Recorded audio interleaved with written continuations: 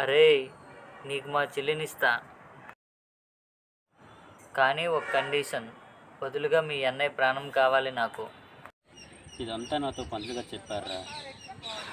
ఇదంతా ఓకే కానీ అసలు ఆ శక్తి నా మీదే ఎందుకు పడింది? ఉదాహరణకి నీకు మొదట్లో వాచ్ దొరికింది కదరా, అది నీ స్వార్థం కోసం ఉపయోగించుకోలేదే, ప్రజల సహాయం కోసం ఉపయోగించావు. వాడికి ఆ వాచ్ దొరికిన తర్వాత వాడి స్వార్థానికి ఉపయోగించుకున్నాడు. అందుకే ఆ దేవుడు ఆ వాచ్ని వాడికి దూరం చేశాడు, నీకు ఆ శక్తినిచ్చాడు. సాక్షాత్తు ఆ పరమశివుడు ఇచ్చిన వరమరా ఇది నీకు. అన్నయ్య, ఇకపై నుంచి నేను సాధారణంగా ఈ శక్తి వాడను. నేను ఎప్పుడైతే బలపడ్డానో, నా చేతిలో ఏం లేదు అని అనిపిస్తుందో అప్పుడు మాత్రమే వాడతాను. అన్నా, ఆ చెల్లి కోసం నేను చంపాలేదన్నా. అయితే చంపే. అన్నా